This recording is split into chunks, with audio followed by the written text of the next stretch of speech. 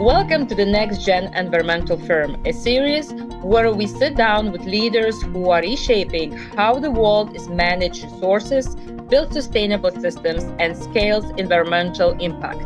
Each episode highlights companies using real technology, not theory, to solve operational challenges in water, energy, hygiene, and facility performance.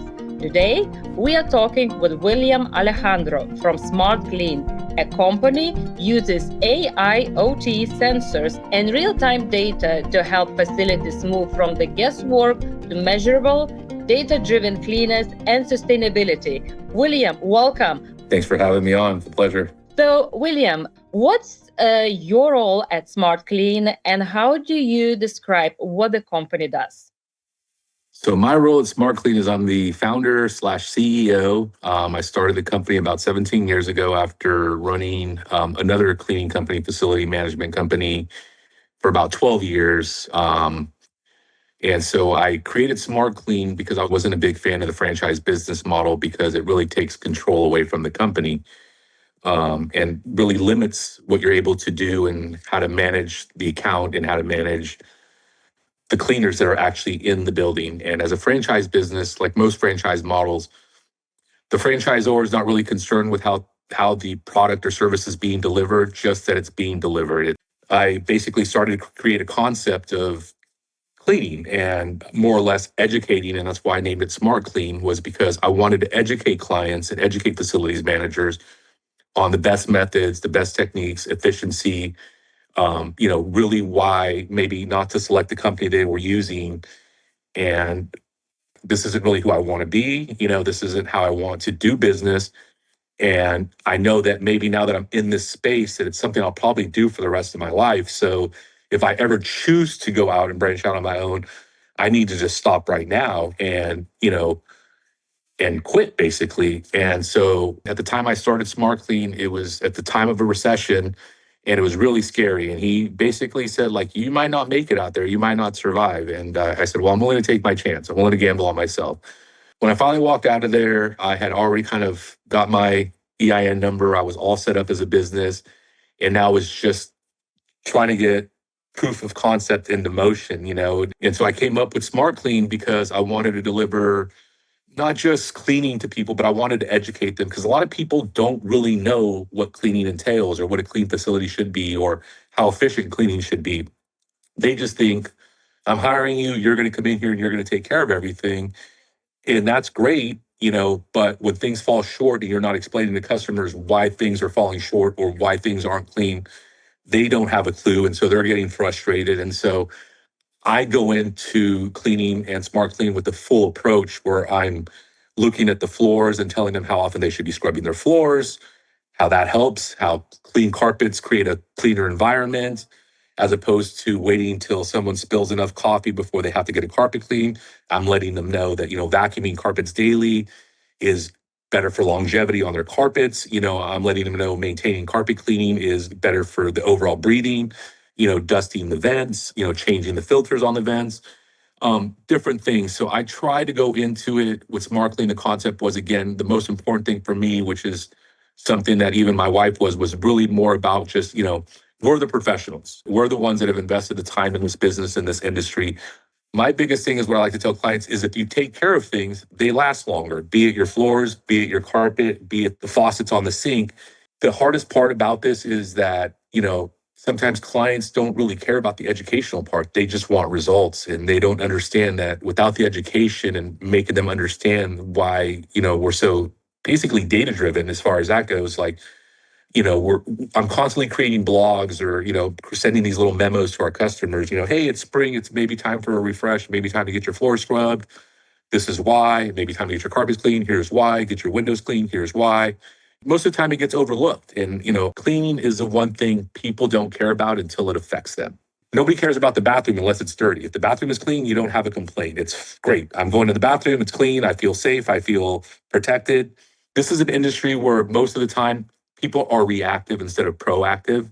And it makes it a lot more challenging. And I find it difficult as an owner, even with my own staff, is, I'm seeing the problem already. How are you not seeing it? Now we're reacting to it, and it makes us I just had this conversation with an employee. I'm like, it's really making us look unprofessional because we should be able to identify the type of carpet, what the fibers are, or what type of flooring we're doing, and what they've done to the floor and why it is in the shape that it's in. And so we've had obviously things like COVID, and obviously cleaning became a huge priority. And then, we saw people ramp up their cleaning service, and then COVID was no longer a thing. And all of a sudden, like, cleaning is not so important. So I had customers that went from 5 days a week to 7 days a week. And then as soon as COVID stopped, it was like they're back down to 5 days a week. Then they go, do we really need 5 days a week? Let's take it down to 3. Let's save some money. And the people that it really affects is the staff. And so it really has helped me in the last 17 years of business, because most companies is like, I like to tell people, like, these larger companies, they're selling, they're a salesperson, and I respect what they do. There's nothing wrong with it. But the reality is that salesperson probably doesn't know about cleaning. He doesn't know what it takes. He doesn't know how hard the work is. He doesn't know how difficult it is to go into restrooms that have been, just abused over the last 12 hours. We're an industry where we have standards, and it says, oh, it should take this long or take this long to do things. And so, it's real easy, cookie cutter, to open up a book and say, oh, there's 4 restrooms. It should take 15 minutes per restroom. But you're not gauging the usage of those restrooms. So it might take a little longer because they have more staff than they should.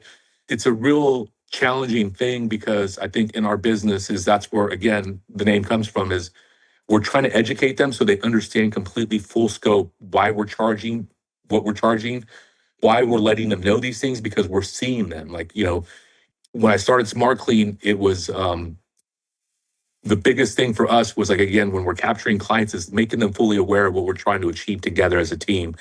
We're together, we're one. Our objective is the same: a clean facility for all your employees. And I think that's one of the reasons why we've been so successful, and why most of our clients are long term. From inception of our company, I mean, I have probably 30 customers that came over when I left the previous company, that came with me once they found out I had started my own company, and they're still with me to this day. And it's because of the way I manage, my managing style, in a sense, the way I take ownership, and the way I work with them. And more than anything, it's accountability. Still give them the big company feel with that, like, small mom and pop touch, in a sense where, I only have another account manager and a salesperson. And so they've been with me since inception of the company. And so when I go out and we do sales calls together, sales walkthroughs, it's what you see is what you get. And I think people really love that, because me working in the industry this long, I know people that have been in the industry and then washed out of it really quickly, or there's so much transition. I get solicited all the time, through Indeed, like, hey, we're looking for someone with your caliber to maybe take over this general manager position. Would you be interested? Or, hey, we're looking for someone with your expertise to help us, grow our business. Would you be interested? And so, the salary is very tempting, but I just, I enjoy what I do. And so, and I think that a lot of companies lack that. I think, and then my experience is that, especially when you go to a franchise model, it's more sell, sell, sell, sell. It's about volume and less about the people. And again, it's my company, it's my name, and it's my legacy. So I'm trying to put that stamp on there and make them fully aware that, I care. It's important to me that they feel that. Oh, that's amazing story. Really impressive. And sometimes it's good when you have this says like, well, you will not survive. And you say, just watch me.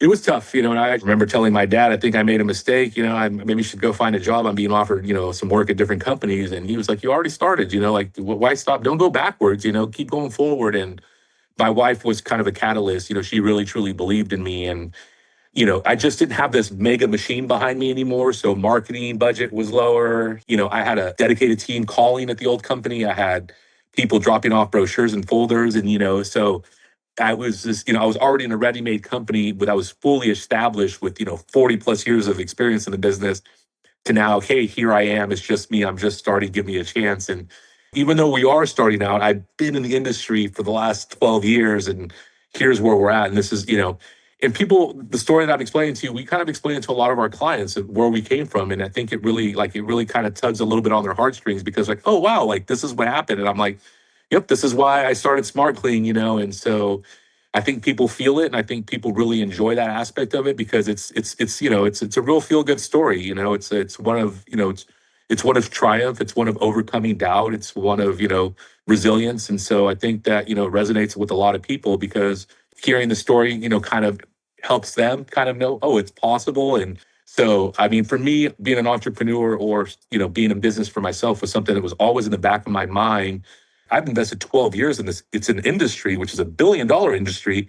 Like, how can I utilize everything I've learned within this last 12 years and benefit myself? And so I think that was probably the greatest part of the story is that, like, I was able to finally kind of turn that switch and just realize, like, okay, no, I've done this. I can continue to do it. And, I'm always a person that, pushes other people that they're going to be an entrepreneur no matter what they're doing. Like, I like to tell them, you get one customer, you can get 10. You get 10, you can get 100. So, I always try to kind of give them that model because everyone's fully capable of being an entrepreneur. It's just a matter of whether or not people want to take that dive. And I get it.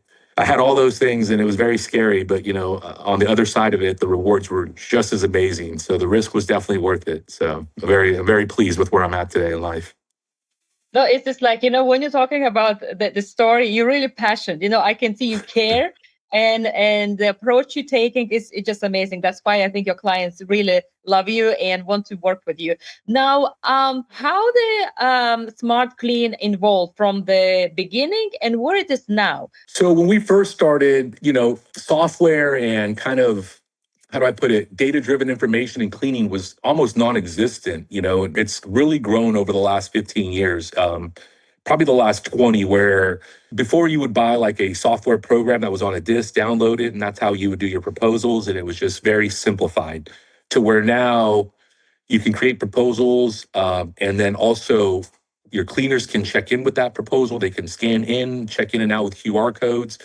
They have a checklist that they can use. So you're getting real live time data on what they're doing, how much time they're actually spending in an account, how much time is being spent in each part of the building, and actually what's working and what's not working. And so I think that right now with AI where we're at, you're going to see it to continue to grow because it's going to automate things so much more. It's less complex than it already is, in a sense, because cleaning is still very much, hands-on, in a sense, and you have to be there. And, they're obviously making some changes, but just monitoring using software and making sure that you're tracking stuff, and it really gives our clients that kind of that warm feeling because they know that we're on top of things. We do monthly, what we consider quality control visits, and all that again is data driven. We're walking through the building, we have a checklist, we're grading it, we're taking pictures, we're uploading it into our software program.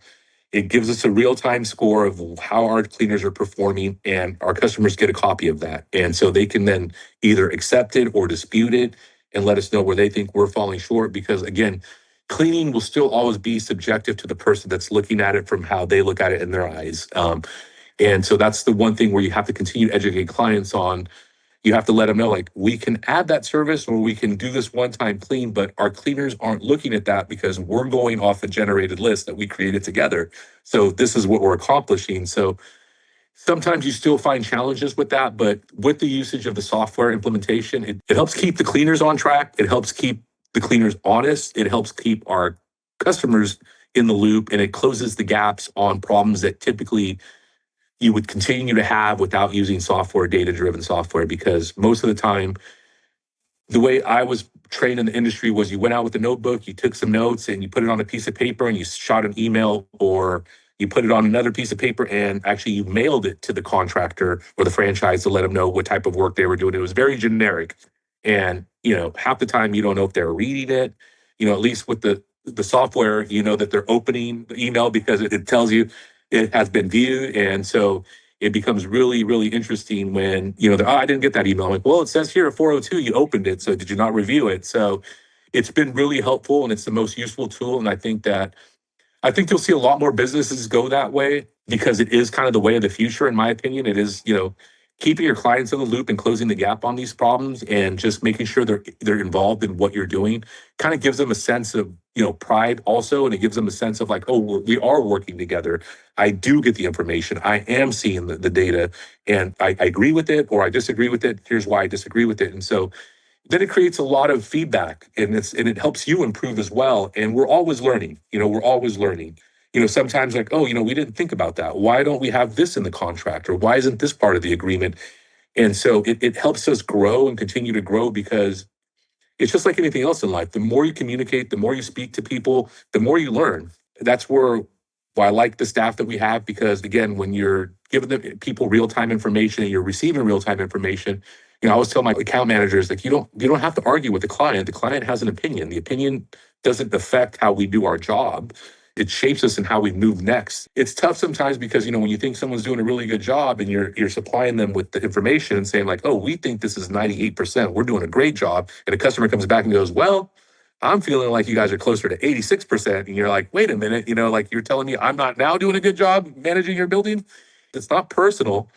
They just have an opinion and it's a different one than we have. And so let's see why they feel this way. And so the software costs money. And I think that's the biggest challenge in our industry, is that it's an expensive industry to be in, because there's a lot of costs that go into it, and especially in California. And so it's a business that people are jumping into right now because they see that it's very popular and they see that it's a growing industry, but they don't know what it takes to kind of be in the industry. They don't realize how hard it is. And I had a meeting today with a potential client, because I run another business called Innovative Cleaning Consultants, where I help smaller businesses try to scale their businesses or give them advice on how to grow. And, it's scary because they're like, well, when do I get insurance? When do I do this? When do I do that? And I'm like, you got to do all that right now, because no one's going to look at you if you don't have insurance, and I start showing them software. And like, well, how much does the software cost? I'm like, well, it's this much a month. I'm like, well, that's expensive. And I'm like, it is, but these are tools that help you capture clients because it separates you from everybody else. And I said, and I had to put it in perspective for him. If it was you and I sitting at a table and you just have your notepad and you're just telling them how you operate, I can show them how we operate. I can show them data. I can show them percentages and how many accounts we have and how we do our proposals and time that's factored into what it takes to clean their buildings. You're just sitting here with a piece of paper going, oh, well, I estimated this much. And I'm like, I don't have to estimate or guesstimate. My software tells me exactly what I'm doing and what it takes to clean this building based on the standards that the industry has set and the rate of pay in California. And so you can either be part of the train or you're going to be run over by it. And I think that's the way it is with AI. And I think you have to incorporate that into all aspects of your business in some part, because I think you're just going to be left behind, because whether we like it or not, AI is taking over a majority of our sector. It doesn't matter what sector you're in. It's amazing to see that it, like I said, I think the last time we spoke, if 20 years ago you would have told me I could plug a robot in and it was going to sweep and mop my floors and I didn't have to hire someone, I would have thought you were crazy, because there's just no way that's going to work. Now I'm seeing them in airports and in grocery stores, and I'm thinking it's actually working, and I'm losing business, and so now I'm shifting to, like getting deals on those products so I can sell them myself, because I realize it's a market. And, I think that, you have to adapt to the changes in our world, and you have to adapt to the changes in any sector of work you're in, be it finance, be it cleaning, be it, whatever it may be. You just have to adapt. And I think that the quicker you adapt to, what the changes are and you see it, then it'll be easier to implement those changes instead of being left behind trying to scramble and pick up pieces. And so it's helpful to make sure that, everything is in line with what you're trying to achieve. And the overall goal is efficiency and the happiness of your customers. And I think the best way to do that is with data. And, I think that if you're not tracking your cleaners and if you're not, keeping your customers abreast on what you're doing, I think you're really failing as a business owner and as a partner to partner with other people. Because I think that it may seem at times where, a client may not be super interested in data-driven information, and that's okay. But the fact is you're providing them with it. And, at the end of the day, you can feel pretty satisfied with the fact that, you're upholding your end of the bargain. And when you show them data and you show them how you work and your process, and you're giving them a workflow spreadsheet about actually how long it takes and what we estimate, and they're like very excited. They're like, they're like kids in a candy shop. Like, oh, this is amazing. This is exactly what it takes. This is what you do.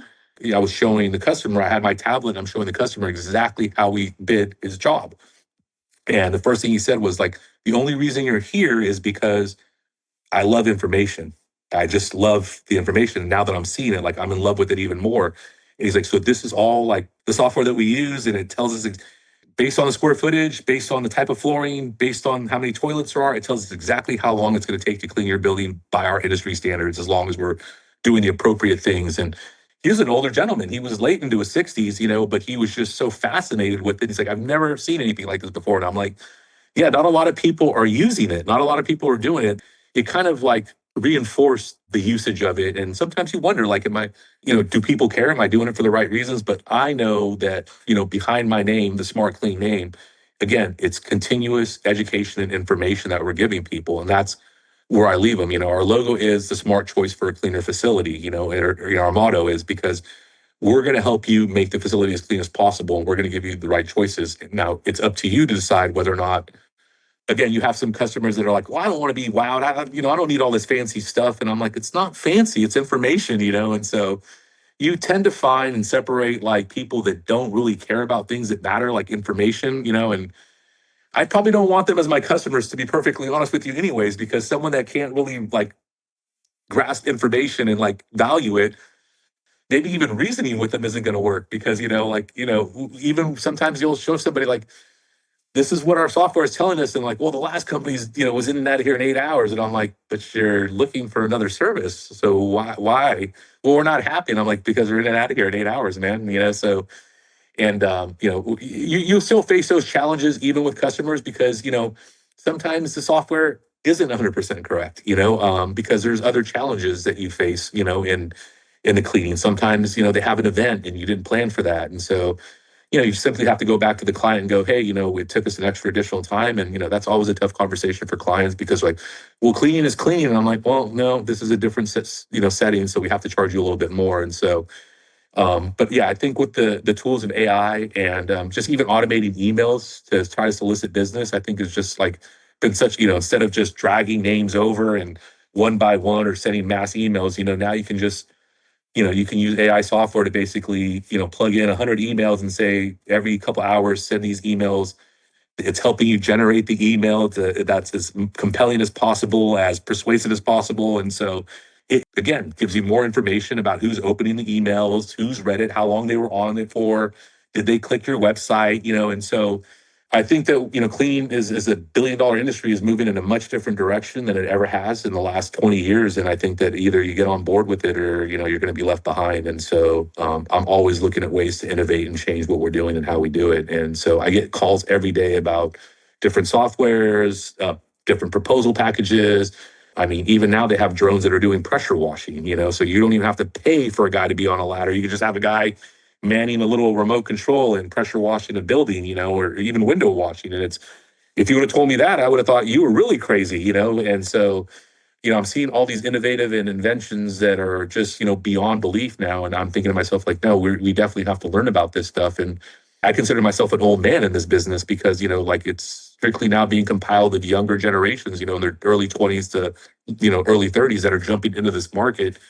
I even told the guy that I was speaking with today, I'm like, no, it's a great industry, but it's expensive and it's a lot of work, and, he was like, well, am I doing the right things? And I'm like, well, yeah, you're starting off the right way. But again, I start to explain to him software, insurance, AI generated, lead boosting. And he just thinks that, oh, that's just out of my depth. I just can't pay for that right now. And I'm like, well, yeah, you're not going to be in competition.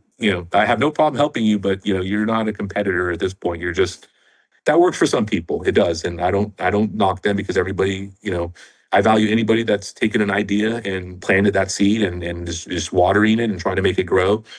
I think that with that comes said, like, you're really doing yourself a disservice if you're not trying to find ways to be more innovative or change how you do things. Hence the name Innovative Cleaning Consultants. So yeah, that's for sure. So now let's touch a bit about future. So what do you want Smart Clean to be in the next 6 to 12 months, and what does growth look like for your team? So we had a great year last year, and we've steadily grown each year, and which is an amazing thing. Even if it's an additional $100,000 a year, I'm always happy with where we're at. And so growth right now for us looks like focusing on the customers to us that we really truly want to capture, and buildings that we really want to clean. And my goal is to be closer to about $3 million a year. And, every year we get a step closer to that. And, continuing to use our AI data driven, with how our leads are being solicited. And, it's going to kind of give us more of a a barometer on exactly if we're doing the right things and if we're attracting the right customers, because, I'm very selective about the customers that I want. And so growth for us is continuing to find innovative ways, educating ourselves more by being part of the ISSA, network, taking classes, which we do. I make it a point to make sure that my staff and myself are taking classes on whether it be, even for facilities or budgetary things, new cleaning products. We're always looking at products and equipment. And so that we can relay that information back to the clients. And it's just more about, again, for me, it's continued growth and continued education to continue to grow our company.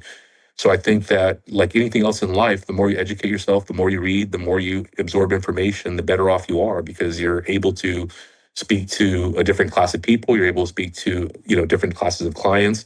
You're able to articulate better your thoughts. And you're able to get the information across to whoever it is you may be speaking to in a language that they may understand. Because again, not everybody is looking for data-driven information. They're just saying, I don't care. I just want my place clean. And you have to start to educate them on why this is all important, why this process is so important, not only to us, but to them.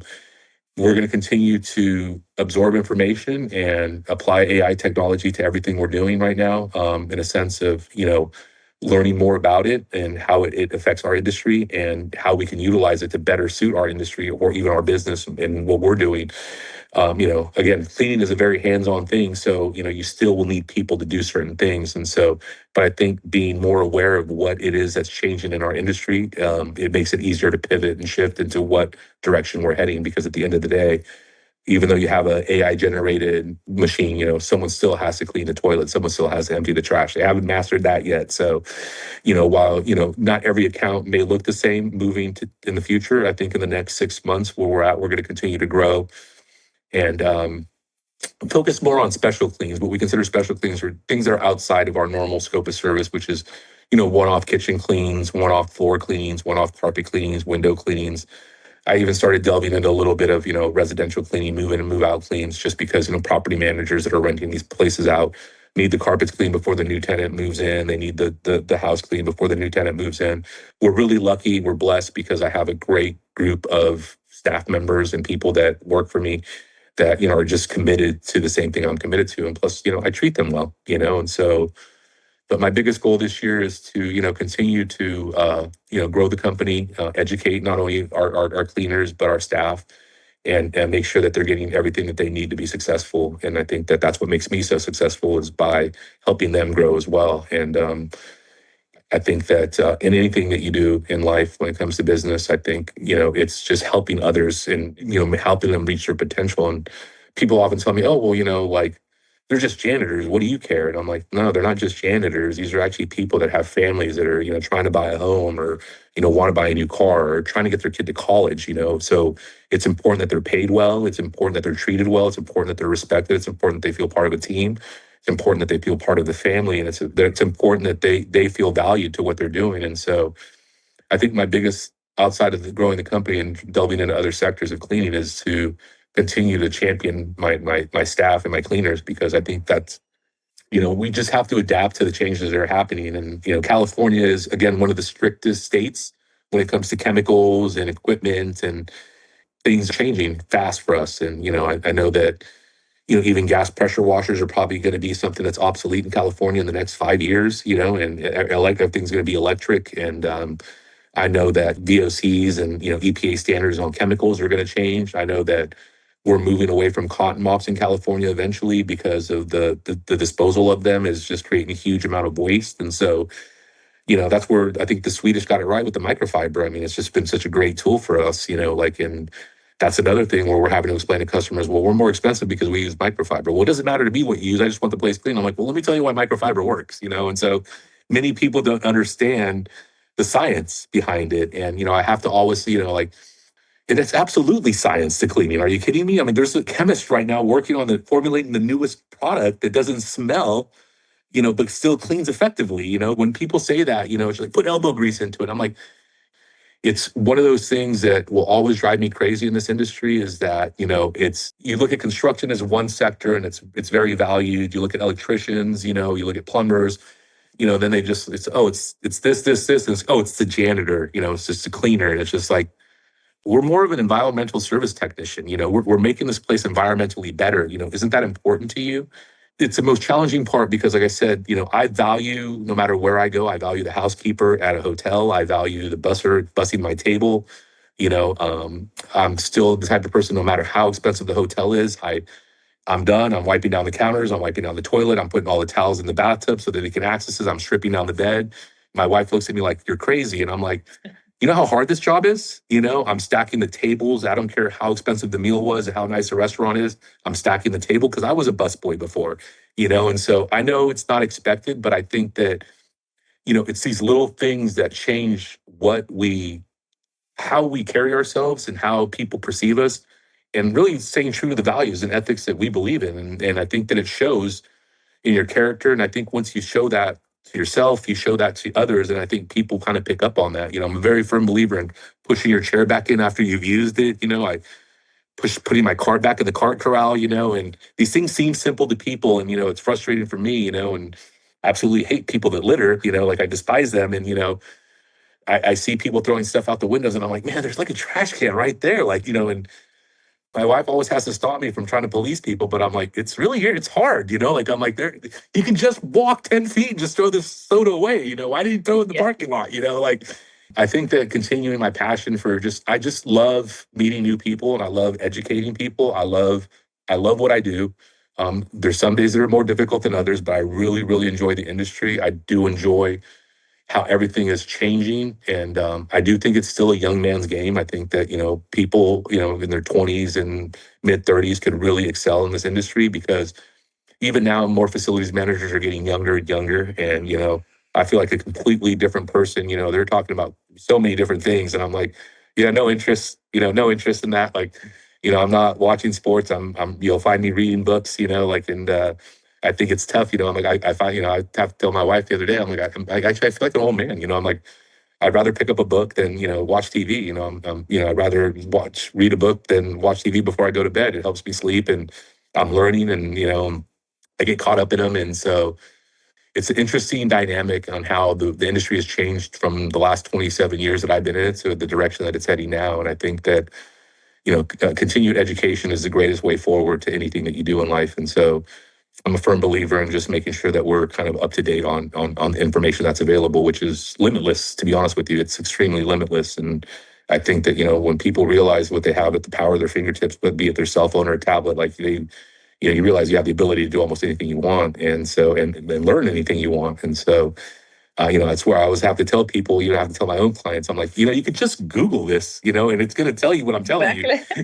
So, sometimes I'll send articles to, I'm like, I wrote this blog about how floors need to be cleaned maybe every quarter. Then I'll have a client go, hey, I know they're mopping, but it doesn't look clean. And I'm like, well, you have to scrub the floor every quarter. Why? And I'm like, well, because it's a deeper clean, and then I'm like, what? I wrote a blog about it. I sent it to you like 3 months ago. I send my blogs out to all of you guys, do you guys not read them? Like, oh, I don't look at those things. And I'm like, oh, it's for educational purposes. It literally says for education, and so, then you have to argue with them like, well, they just mopped a little harder. I'm like, no, you don't understand. And so one customer in particular, they were very argumentative. And, I said, well, just let me do a demo. And I did a demo. The floor space came out 100 times. I mopped on one side. We broke out a floor machine on the other side. You see the difference? And now they're on a schedule quarterly, getting their floors done.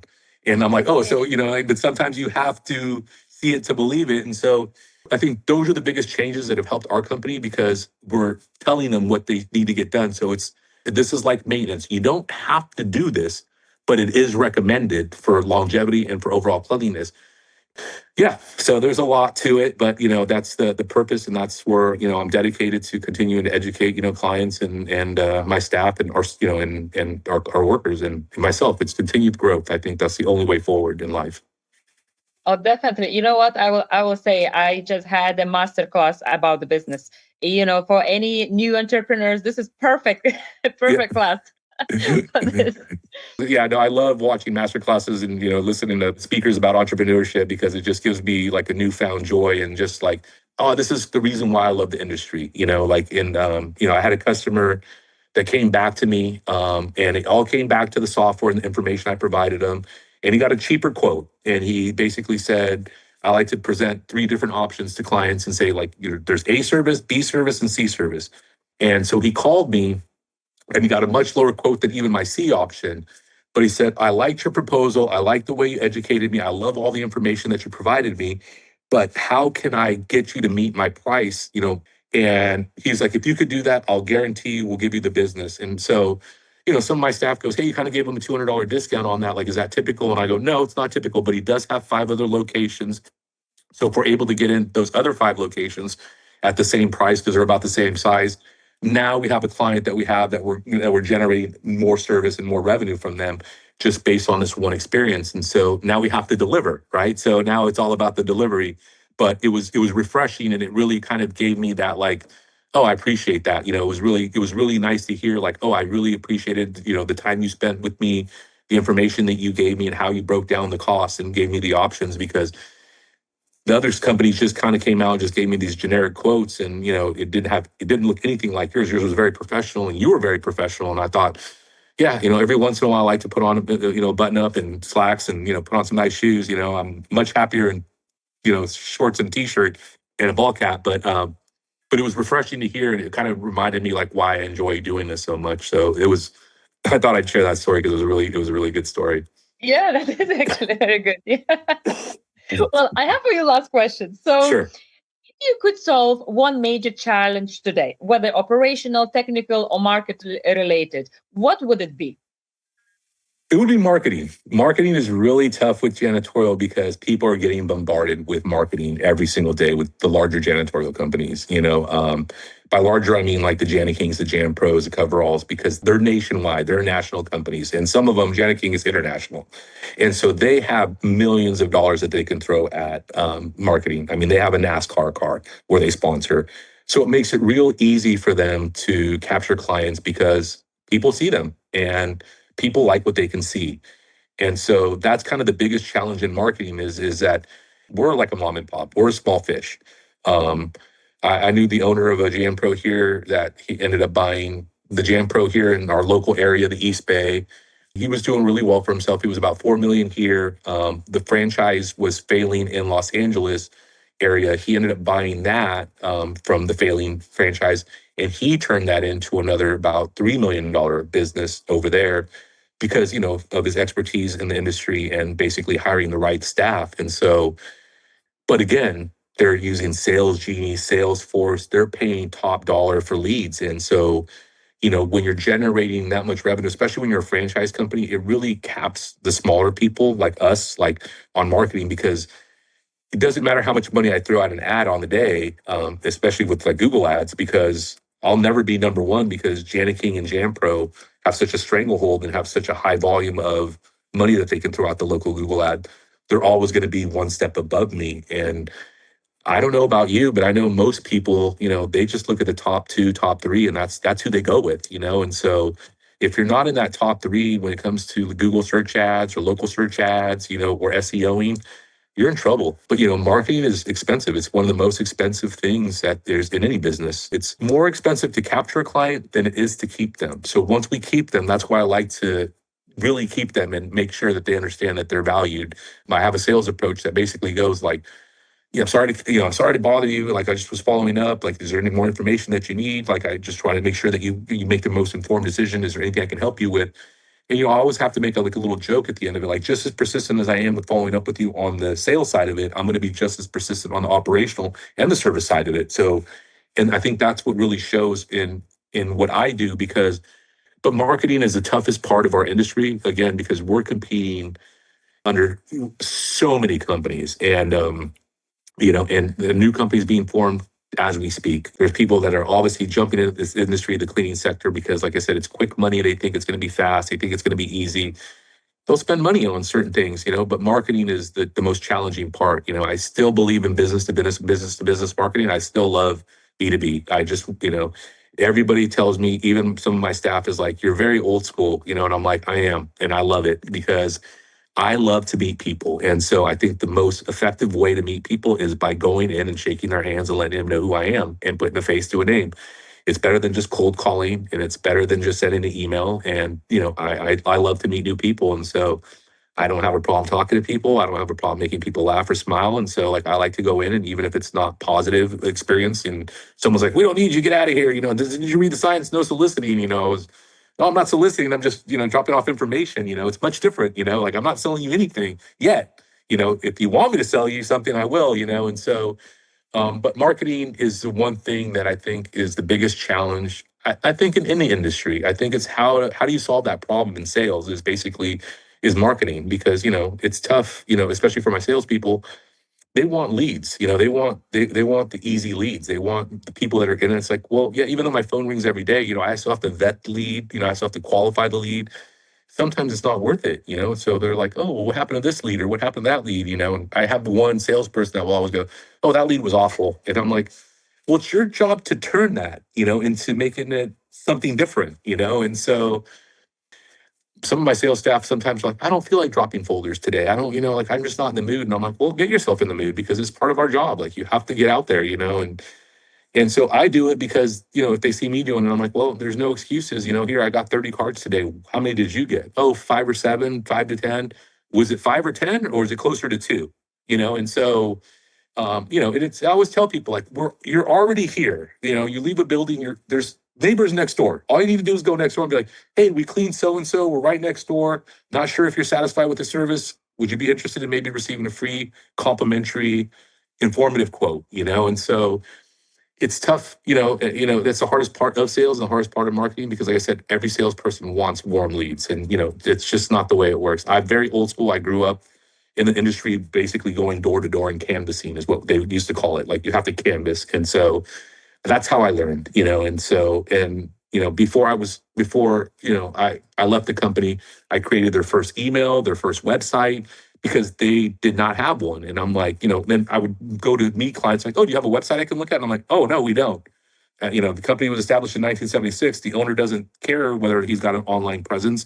So no. And so I had to convince him to help me design with the graphic designer and, to create a website and utilizing emails. I mean, because he's like, oh, I don't like email. We're still faxing everything. And I thought, like, this is the craziest thing, like it's 2001. Like, why are we faxing? Why aren't we emailing proposals? Why aren't we emailing customers? It's just, and so, it's always challenging. You always wonder if you're doing it the right way. You always wonder if, the spend is enough, if it's too much sometimes, and that's been the challenging part for me. And every year, every month, I look at my marketing spend, and I think to myself, I have to look at it, and I have to look at it objectively and go like, wow, I spent, $3,000 or $4,000 on, search, Google ads and local search ads and these different things. What did I generate? What did I make in profit? And okay, so do I continue to push it? Do I continue to up it? Do I continue to take away from it? And so, I kind of found like a nice little like balance or threshold where like it seems fair and adequate as far as where I'm at and how fast I want to grow. So we're like, this is my budget, this is what I spend, and I'm not upset anymore if it doesn't generate any revenue that month, because I'm like, I'll get it another month, and that's always the way it's worked out in this industry. And so I have to explain that to people a lot. Sometimes, you plant the seed today, you don't pick the fruit today, you have to wait. And so marketing is very much like that. You plant the seed and you might not get the fruit for another year. You might not get the fruit for another 8 months, but, I still hold true to that, like that budget, and it works for me. And like I said, I'm no longer disappointed where I would like beat myself up as an owner, like, oh, what did I do? I could have just kept that money, or I could have done something different. I could have bonused one of my guys, I could have done something completely different with that. But, here I am trying to chase, throwing good money at, a lead, but I've put myself in a position where I'm pretty satisfied with what we're spending and how we're handling that and how many leads we're getting every month. And so that's a big challenge because, like I said, janitorial is an afterthought to most people. Absolutely. Wow. Today I learned about the business, about cleaning business driven by data. It just really your passion, your attitude is really inspiring. So I hope listeners will learn a lot by listening to this podcast. A huge thank you to you for sharing your perspective. Thank you so much for having me. I really appreciate your time. Thank you for joining us on the Next Generation Environmental Firm. If you enjoyed this episode, follow the show for more conversations with leaders shaping the environmental sector. Until the next time, keep building the future.